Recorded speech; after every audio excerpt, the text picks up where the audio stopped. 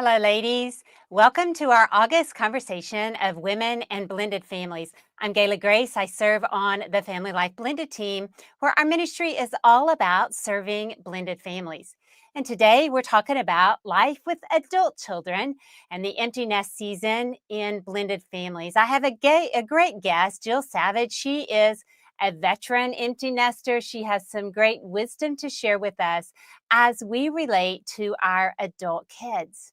Now, before we get started, I'd love to know who is with me live. If you'd put your name and where you're from in the comments. Love to see those of you who joined me live. And I have a question for you. I'm curious. I'm thinking many of you have kids who have returned to school already. It is that time of year.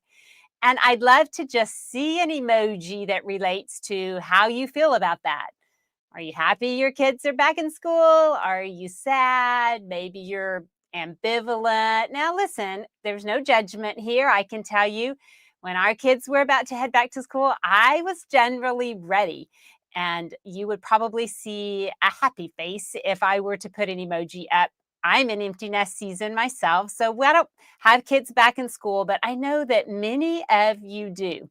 And I love to see how you're feeling about that and how things are going. Now, also, as we wait for ladies to come on, be sure and tag a friend who you know would benefit from our conversation. Even if they can't join us now, they can always watch the recorded version later. And remember, we love to see your questions in the comments related to our topic today. We will answer as many of those as we can live. So put your questions in and let us help you with what you have going on in your home. So I have some ladies who are joining us. I see from Arkansas, from Texas, from Florida. I see several who are coming into the conversation already, and it is so great to have you joining us. Now, let me introduce you to our guest, Jill Savage. Jill has authored 20 books, one of which we're going to talk about, Empty Nest, Full Life. She's also a speaker and a relationship coach. She's the host of the No More Perfect podcast. And she and her husband, Mark, have 5 children and 6 grandchildren. Welcome, Jill. Thank you so much for joining me today. Absolutely. It's great to be with you, Gayla. Well, I know you have so much good information to share with us on this topic. I've had a few others who have come in here. In fact, we have somebody joining us from Venice, Italy. Now, that's kind of cool, isn't it, Jill? I love that. That I is know. on my bucket list. Yeah, me too. Goodness gracious. Patricia from New Mexico. Always love to see you ladies who are joining in our conversation. Now, I have to tell y'all, Jill is from Normal, Illinois. I'm just wondering how many people have heard of Normal, because Jill, I had never heard of it, but that's where you live, right? Do you have It jokes about is. it all the time? Yes, we do. Our kids went to normal schools and we go to a normal church and we know all the jokes. How long have you lived there?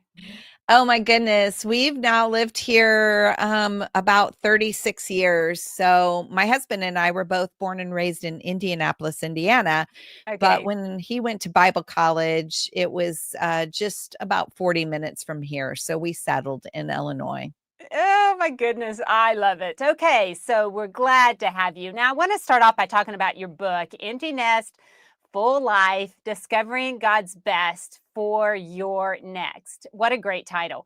But I'm curious, Jill, what was your motive in writing that book? Were you in empty nest or experiencing maybe some challenges with empty nest? Yeah, I was. I had just, it took a long time for my nest to empty, Gayla, because we had 5 children and it was a 13-year range. Okay. And so my nest emptied slowly over 13 years. Okay. And so by the time that our youngest finally, he finished college, he got married, and I was like footloose and fancy free. I was like, oh my gosh, freedom. I was so excited. Interestingly enough, though, you were just talking about going back to school. So our son got married and finished college in December of whatever year that was.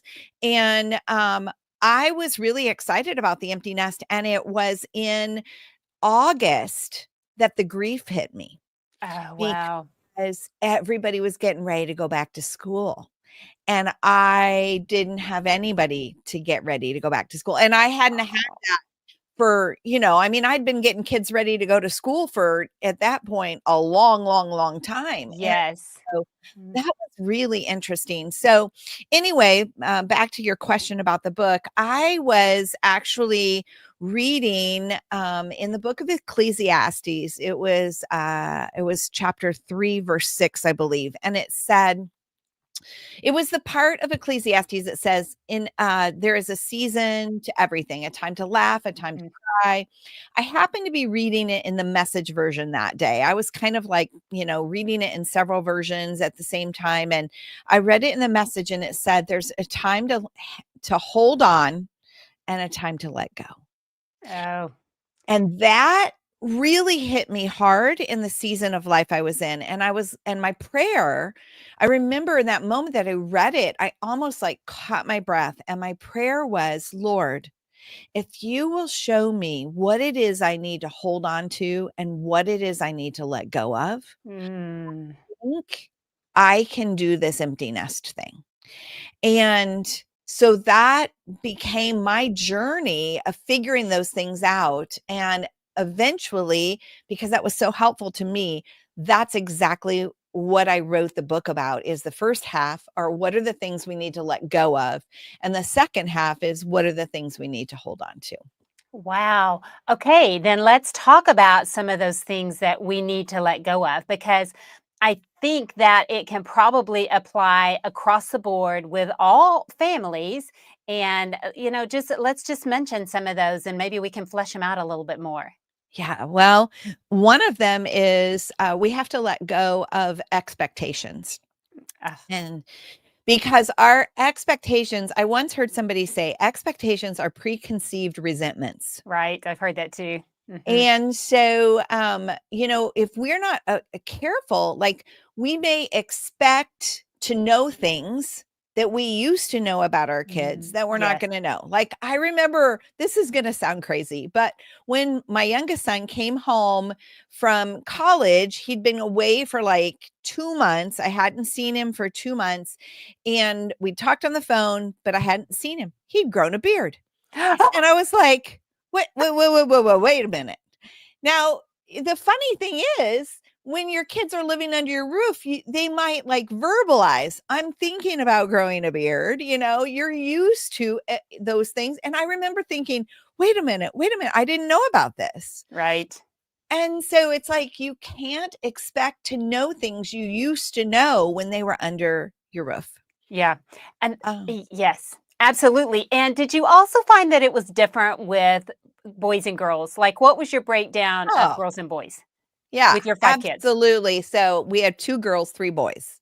Okay. And that's another expectation, is like the pace at which they'll communicate with you. Yes.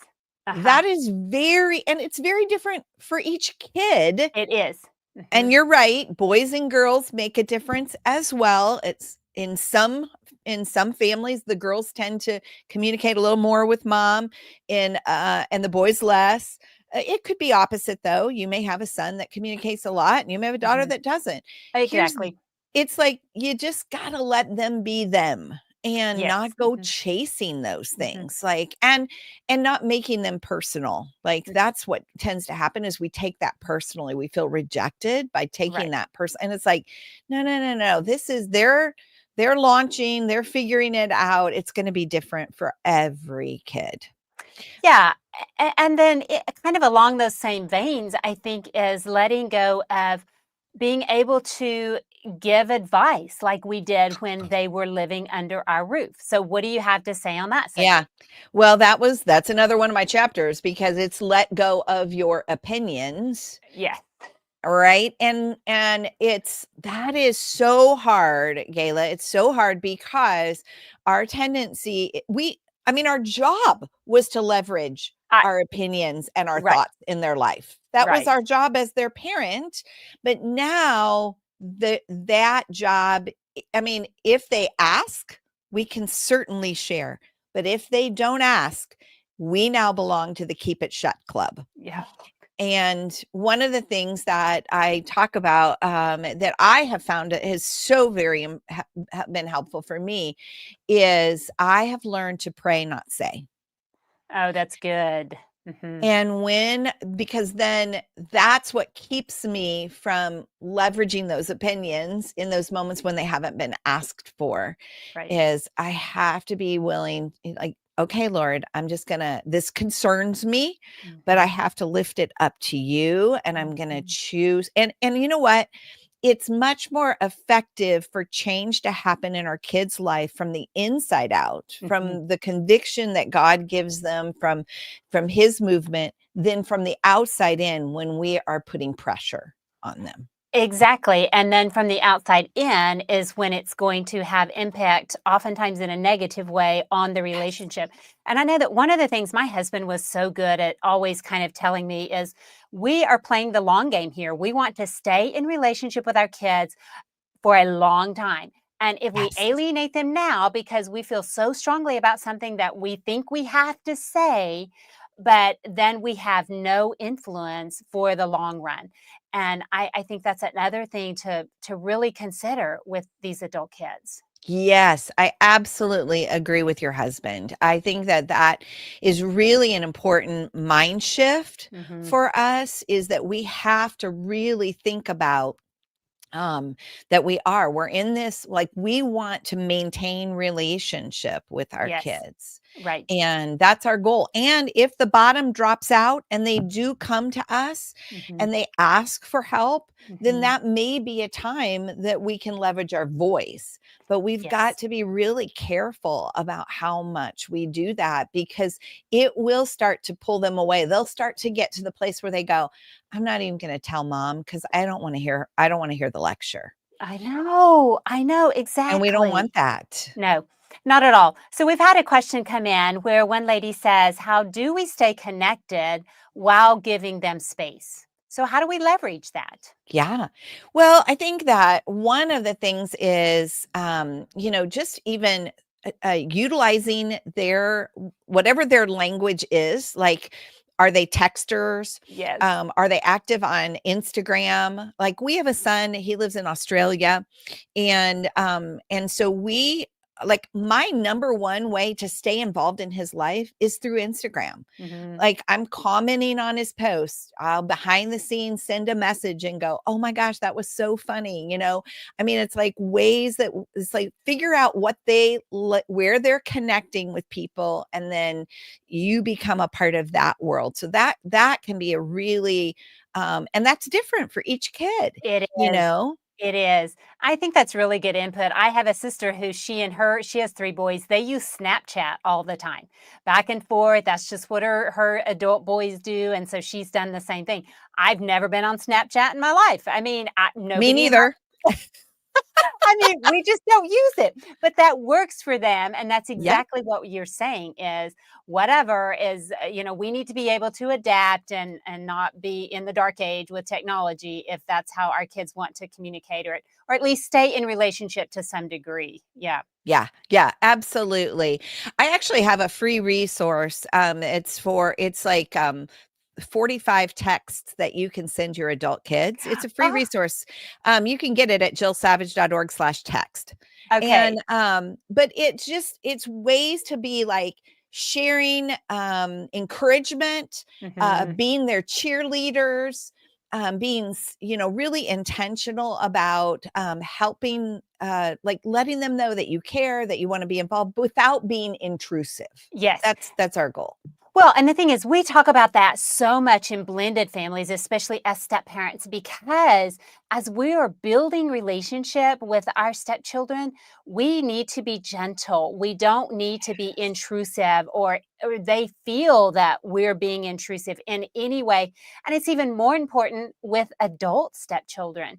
And we have to really go overboard and kind of thinking about being careful to not that it doesn't feel intrusive or that we're asking why questions that tend to put people on the defense. I mean, there are Yes. just things like that that we have to take into consideration, whether we're in a traditional family or a step family. And those are kind of some of the things that you're saying. Mhm. Any other let go of? What else would you Oh, say? yes, definitely, traditions. Okay. We have to let go of traditions. And so that's hard for us when the traditions, like, let's just say, let's think about the holidays. Yes. Okay. The holidays are, everybody's always gathered at grandma's house or your house or whatever. And it's hard to let go of that. Several Mhm. years ago, I wrote a really popular blog post that was called "Give Your Adult Kids the Gift This Christmas, give your adult kids the gift of holiday freedom." Oh, that's good. Mhm. And it is hard for us because we're so used to doing Christmas the way Right. it's been done for years. And maybe your adult kids maybe they leave, they get married, and you still have younger kids at home. So you still have to maintain those kind of traditions. But when Mhm. they all leave, right? And so let's say though that you still got kids at home and you've got an adult child who's now married, has their own child, and you got to make a decision that you're not going to make them feel guilty Yeah. if they now want to actually have their own traditions in their own home with their own now primary family. Exactly. Especially when they start having children of their own. Yeah. I think it becomes even more important that they want to begin to have their own traditions with those grandchildren of yours. It doesn't mean that you don't plan other times that you're in their home, but we do want to give them the freedom and without guilt, as you said, that is key. That they feel they have the freedom to create their own traditions, begin to doing some things differently. But man, those things are tough for us as moms, aren't they? Oh, they are. They really, really are. And so we have to become more flexible. Mhm. I always, I tell myself, all right, I'm going to issue an invitation without expectation. Yes. And that really helps me because if part of them come and part of them don't, it's Right. like I have to be okay with that and Right. really practice that flexibility in my head and my heart because they have to figure out what's right for their Mhm. family. Yeah. And you know what's funny in our family? And I mean, we're a blended family, but all of our kids are adults. And sometimes siblings will put pressure on each other. If we kind of put something out there on the family chat that, I'll say, no pressure here, here's what we're doing, da da da. And, then the kids will chime in and they'll kind of start putting pressure on a sibling saying, well, wait a minute, you can come, just even if you can just come for 30 minutes. It's just funny to watch the dynamics. It is Um, funny, and I'm glad you said that because, I wanna talk for a moment about the power dynamic that happens in that parent-child relationship in the empty nest. It's one thing for their siblings to put pressure on them. That is an equal power dynamic, Exactly. and that's fine if they because they're peers in Right, essence. right, But when we put that pressure, you see our pressure weighs more. right. And then it causes unnecessary guilt for our kids. Right. And so we have to remember you might say, well, they're an adult now and we can talk adult to adult. And it's like, well, yes, you can, but your words Mhm, will always weigh more in their life mhm. than anyone else. Yes. Yeah. And you have to remember that. Mhm. Yeah, and that it's okay, yeah, for us to realize that. That's a very good point, Jill. Now, I want to talk about something that I know in blended families, we often deal with this with adult stepchildren, and it has to do with this feeling of rejection. And I think it can happen in biological families too, though, as kids get older, that they just begin to maybe carry something has changed maybe in their mind in the relationship with their parents, and they begin to distance themselves a little bit. And maybe as parents, they feel rejected. Or I know for step parents, particularly, that we can feel rejected by adult stepchildren, that they're just trying to figure out life in their new family themselves and trying to balance the relationship they have with their biological parent and a step parent. And as stepmoms, sometimes we began to experience rejection and not know what to do with it. Now, from your viewpoint, though, even as a biological mom, this rejection part, I'm sure, has come up at times. Do you have input to give on that? Absolutely. So it does. And I think that first I would say that the empty nest season is a place where sometimes one of the things that I talk about in my book, one of the chapters of the let go is let go of idols. Okay. Sometimes we make our kids an idol. Mm, And what I mean by that is we're determining based upon how they interact with us, how we feel about ourselves, what our value is. Like we have outsourced that to our children. right. And so therefore we've almost put them on an altar, and that's dangerous. Yes, it And is. it really is. And so it is sometimes the empty nest season is a season to go, what's going on in my heart? What causes this insecurity in me Hmm. that makes me feel so rejected by this? And so it can be the empty nest season is an invitation to growth, an Yes. invitation to emotional growth, sometimes mental health growth, Hmm. a place that we can really dig in. So I was just coaching an empty nest mom. I coach with quite a few empty nest moms, and she was struggling with some things, and particularly this one daughter. That it just feels like every time that daughter is always overwhelmed in life, and every time she sets up something to do with this daughter, the daughter cancels. Oh, wow. And when I say every time, she probably cancels 90% of the time, and Right. 10% they do get to see each other or whatever. And so, but this daughter was really struggling in life in a lot of ways. And one of the things as she and I talked, we began to talk about this daughter's emotional capacity. She's a low capacity gal. Okay. And I said, "Can you see how it's possible that she actually thinks it's a good idea when you suggest, hey, let's go get coffee next Tuesday?"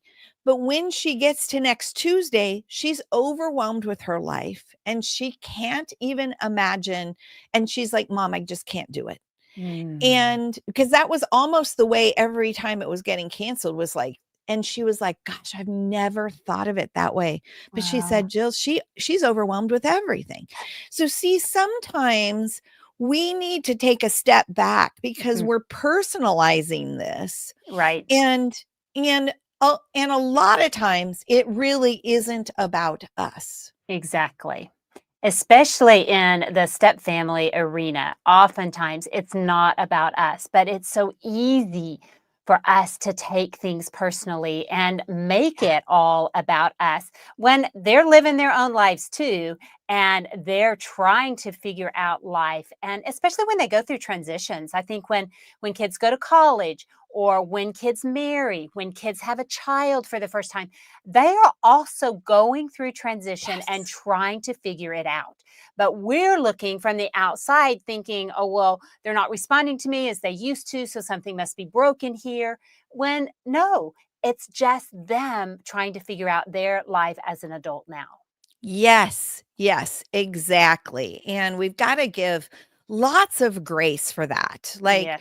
and when Yeah. I look back, I'll be honest, when I look back, I wasn't very good about communicating with my parents. No, I I wasn't mean, either. I really wasn't. And thankfully, my mom and dad didn't take that personally. They Mm. had a life of their own. And hey, if I reached out, they were there and it was fine. But I mean, I am sure. And my sisters, I think, were probably better at it than I was. Even to this day, they're probably better than I, talk to my mother. But when mom and I connect, we connect well. Like Yeah. we spend time together. I don't live near her, so Mhm. so I appreciate that she never took that personally. I Yes. appreciate that that was never an issue. She was just grateful anytime we'd had a chance to connect. Oh, I love that. Wow, that is a mature woman who is able to do that and not taking things personally. But what about Jill? What about when our adult children do things that we disagree with? They make choices that we disagree with. They have a lifestyle that we disagree with. How do we continue to love them when we disagree with their choices? Yeah. Oh my goodness. We have definitely dealt with that in our family in a variety of ways. And excuse me. And one of the things that this is a place where um I became aware of some of my idols Okay. because if my kids were functioning the way we raised them, I would feel good about myself. And if they were functioning outside of the values we raised them with, I would feel bad about myself. Yes. And I began to realize, whoa, this is dangerous ground. Right. My Mhm. value is based upon God and what he says about me. Right. And he is the same yesterday, today, and tomorrow. Right. And that's where I find my joy. That's where I find my identity. Mhm. And I really had to kick out some of those idols that had crept in there. And because if we don't do that, then we don't handle those situations when our kids are making choices different than Mm. what we want them to be making. Right. We begin to try to control for a different outcome. Yes. We try to guilt. Again, that goes back to what we were saying earlier. We try to push from the outside rather than trusting that God can work from the inside and that our job is prayer. Yeah. And go ahead. Yeah. Again, going back to what you pray, don't say, applies exactly to what you're saying there. It Hmm. it does. And what I think is important is for us to understand that accepting our kids and the journey they're on may not be agreeing with them. Right. And you can still accept them, you can still love them well, Mhm. but you may not agree with them. Right. I remember something that Billy Graham said, and he said, it's God's job to judge, it's the Holy Spirit's job to convict, it's our job to love. Oh, I love that. Oh my goodness. Yes. It's the That Holy Spirit's job to convict and our job to love. Yes. that's been so helpful for Hmm. me as is to recognize that maybe you have one conversation that you're expressing your concern and then you're done, like you're Yes. done. Right. You don't keep bringing it up, you don't keep trying to push. Right. And I agree with that. If we see them going down a road that has huge implications to it, I do think that we might want to express it one time. But, I've heard if you are saying something over and over and over again, you are trying to control. That's a sign that you are trying to control. If you are continuing to say the same thing and it's like, well, they just don't get it. I'm just going to say it again. No, they don't get it because they don't want to. And Mhm. it's not our job to control. Yeah. All right. Let me read another question I've had come in. So I have an adult child who asks for advice and then rejects all suggestions. Should we stop giving her advice when she asks in order to keep our relationship stable? There's if she's asking for advice, then once you give the advice, you have to let go of that. Yeah, that's Like, you good. have to let go of that. I would be afraid of if you say, "You know what? I'm not gonna give you advice because you don't follow it anyway." You're gonna break a part of the relationship there. Like, Right. what you're doing is expressing a form of judgment, and she'll feel that, and you Hmm. don't want that. So, Hmm. you offer it, but you offer it very much with open hands, Yeah. right? Like, if she takes it, that's fine. And if she doesn't take it, guess what? She will learn lessons by the consequences. Hmm. My friend Brenda Yoder, who also wrote a book on launching kids, she says, do not steal the struggle. Oh, that's good. Hmm. Don't steal the struggle. So if they Hmm. ask you your advice and then they don't take it, they're going to experience some form of a consequence or Mhm. maybe not good outcome. Okay, let them, and don't say, I told you so. No. Just keep your mouth shut. Remember, you belong to the Keep It Shut Club. And let things just play out on Uh-huh. their own. Yeah. And you almost have to take it as a compliment that they're asking for your opinion Right? on things, even if they're choosing not to take it. They're probably planting that seed in their mind somewhere, and it might play out differently in the future just because they don't take that suggestion right then. And Yes. yeah, I agree. I would continue to give advice when they're asking for it, and then let go of your expectations about what they're going to do with that advice that you've given them. Yeah. Yes. Jill, this kind of goes back to what you were talking about earlier on our our self-being in regards to how where our identity is, where our happiness comes from. I'm sure you've probably heard the saying, "A mother is only as happy as her saddest child." I have heard that. Yeah, I don't agree with that. Talk to I us don't about agree that. with that either.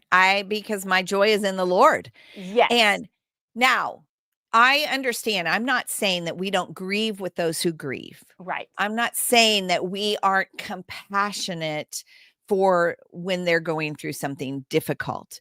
But one of the other chapters in my let go part of the book is let go of your child's problems. Yeah. Okay. And the reason I say that is your child's problems are their problems, they are not your Mhm. problems. Right.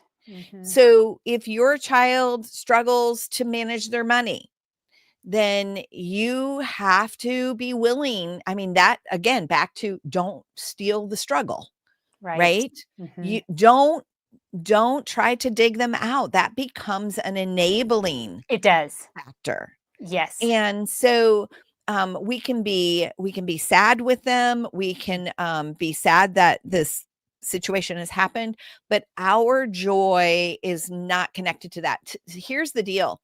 That statement is actually representative of codependence, Yes. because codependence is, if you're not okay, I'm I'm not not okay. okay. Yep. And Mhm. so if that really is a struggle, back to what we were talking about earlier, if that is a struggle for you, that's a place that God's inviting you to some emotional health growth, Exactly. Mhm. because you really don't want to live life that way. Yeah, and we're not saying that. Let's just give a situation. If an adult child has a breakup with someone, I mean, maybe they're engaged, and this person broke up with your child. Absolutely, we are going to feel sad for our child because they're having to walk through this. But we're not going to take that pain on so that we have no joy. Yes, exactly. We might sit with them in pain. In other Yes. words, loving them well, letting them cry, hugging them, holding them, being a safe place for them, maybe even crying with them. Like, Yes. we may do that, but Yes. that doesn't have to affect our inner joy. That Right. doesn't affect, like, it doesn't have to take us into a deep depression. Hmm. Yeah. Okay, let's talk about the marriage a minute. Have there been times that you and Mark have not been on the same page in things with your adult kids, or one of you feels strongly and the other one doesn't, and it creates disharmony in your marriage? How do you handle that? Oh, yeah, we sure have dealt with that. This is even stronger in step families oftentimes because one's a biological parent and one's not. It may be, a step parent, and oftentimes we may not feel the same way. But our marriage has to be the foundation of our home, so we got to Yeah. figure out how to get back to harmony. So talk to me about that. Yeah. Yes, we've absolutely, because we sit in different places, we have different upbringings, we have Yes. different convictions, Yes. right? So one of the things that we found, this was just a very practical tool that we found that helped us to navigate those moments, is we began a process called discussions of no decision. Oh, okay. Okay. And what that would be is, let's just say we got a situation with a kid. We're trying to figure out, maybe they've asked us for help. We both sit in different places, whatever. So we'll sit down and we'll just say, all right, we're going to have a discussion of no decision. And what that means is, I'm going to share all of my thoughts on the subject, and he's going to share all of his thoughts on the subject. But neither one of us are trying to convince the other. Okay. That's not, this is a brain dump. This is a brain dump, and of this is what I'm thinking. This is, I remember this from 5 years ago, and this is what happened. And so I'm thinking about that as it relates to this situation. And what happens then is we build a better, like, now my husband has my thoughts in his brain. Yeah. And now I have his thoughts in my brain, right? And so then we'll usually walk away from that and we'll go, all right, so let's take 24 hours, because now I have a wider perspective. He has a wider perspective. And Right. then we'll come back and we'll say, all right, is there anything else that we've thought of to put into the mix here? And if so, we'll put that into the mix. And then at that point, one of us will usually make a proposal of how we move forward, because now we're taking both of our concerns into consideration, and we haven't been at the stalemate Right. of, well, I want it this way, and Yes. the other partner's going, well, I want it this way. And so it's like, okay, then we'll figure out a way to possibly meet in the middle, or at least acknowledge the other person's concerns in some way when we make a proposal for how we. And so a lot of times, then, one of us will say, okay, this has been a good conversation. I propose that this is what we do. And then the other one might say, I could live with that. Okay, I can agree. Or the other one might go, okay, I can see that, but I'd actually like to propose this, which is maybe just a slightly different counter proposal, Right. Or a until we can. compromise. Hmm. Yep. So And when that has been a big help for us. Okay, and so what it sounds like is you have this conversation, and sometimes these conversations might have some strong emotions tied to them initially, and that's why you take 24 hours for, okay, I'm going to think about what you said and in reference to what I said, and let the emotions simmer down a little bit before you are trying to make a decision. Man, I see such value in that. Yeah. And not only that, but you're wanting to give an environment that both of our perspectives can be put on the table. Yeah. And therefore, we're going to make we two brains are better than one. We're going to Uh-huh. make a Right. better decision Mm-hmm. as well. And in step family life, it's helpful to hear, let's say it's something in regards to your stepchild, and you're going to hear the perspective of the biological parent, and the biological parent is going to hear the perspective of the step parent also, because the step parent has objectivity that the biological parent doesn't have. But to Yes. be able to say these things in, okay, but this is a conversation of no decision right now. We're just going to talk this through. I think it allows the conversation to happen easier without feeling like you've got to prove your point, or this is why I feel so strongly. No, we're not trying to convince somebody of a decision here. Yeah. Right. No, we're literally just sharing. These are all my thoughts on it, Yes. without that trying to convince the other person. That's where it often escalates into Hmm. conflict. Yes. And that isn't needed all the time if we can just get our concerns out on the table, or all of the thoughts that need to be taken into consideration. Yeah, without taking it personally, like when I think about in regards to stepchildren or biological, sometimes we take things personally. They're not meant to be. They're just somebody's expressing something that they see that might be differently than what you are seeing. And that can apply to anything, though, that we need to have discussions about in marriage. Yeah, Yeah, good. absolutely. Well, so tell me, is there anything else that you would add just to kind of encourage women that have adult kids or stepkids, or they're in this empty nest season? Anything we haven't touched on, Jill? I think one of the other themes that I hear a lot in my empty nest Facebook group and Mhm. is also friendships. Oh, Friendships yeah. change in the empty nest season, Yes. and one of the things that we have to do, I think that really makes a difference is, when our kids are growing up, we have what I call bleacher butt friends. And and that's because we sit our Yes.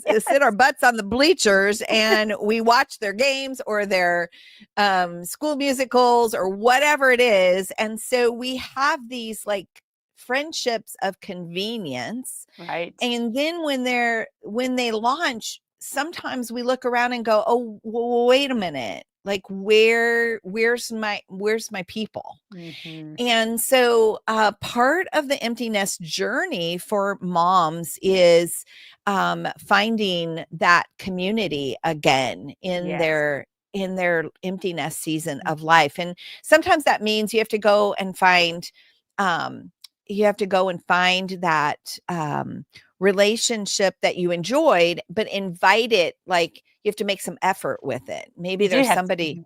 Yeah, and the reason this can affect your relationship with your adult kids is if you don't have your own life, Right. you keep looking for them to Yes.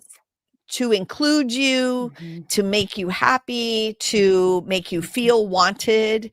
Mhm. And so we have to find this new season of life and have our own life so that we are balanced in Mhm. where we want our kids to fit into that. Yeah, that is so wise because it's not our adult kids' job to provide those things that we're looking for from them. We need to have adult friendships.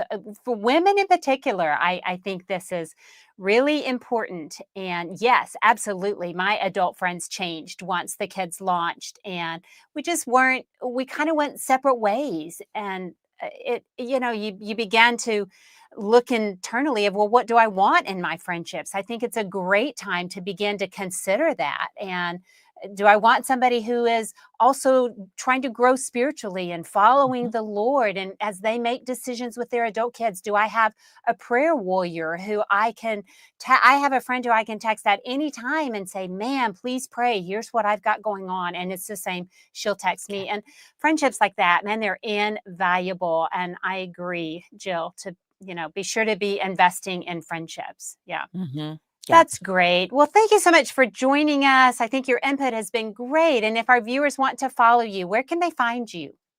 Yeah, they can find me online at jillsavage.org or emptynestbook.com.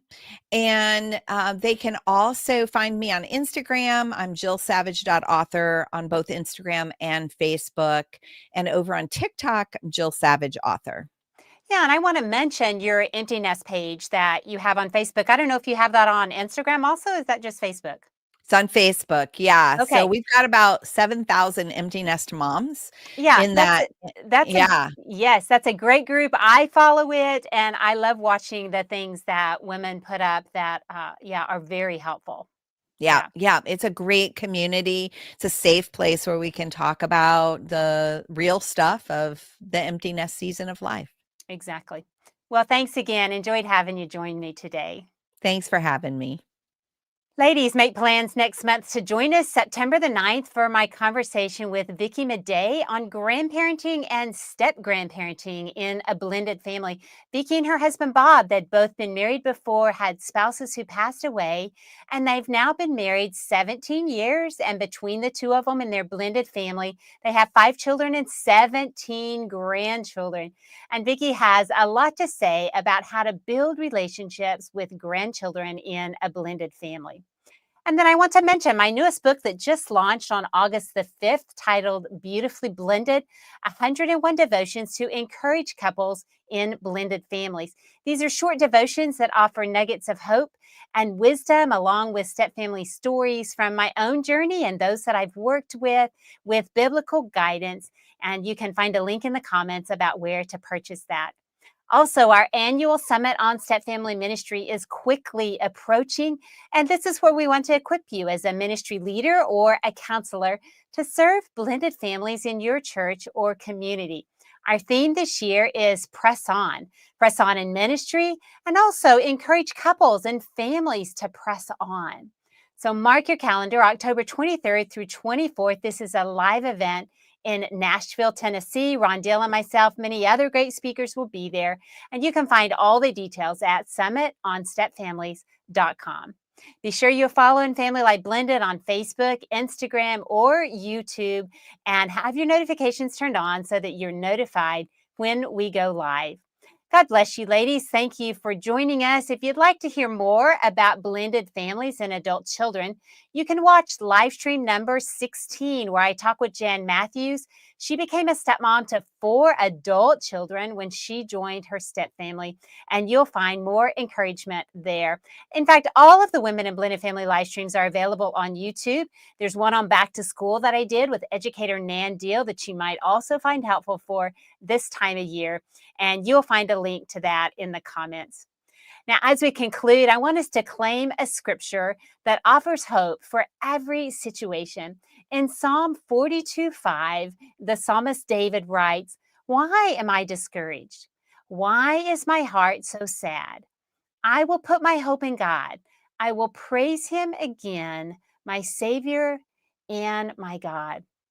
Ladies, we can find hope and joy as we walk closely with the Lord and trust Him to work out the details of our relationships as we pray about them. So keep pressing on, ladies, and I will see you next time.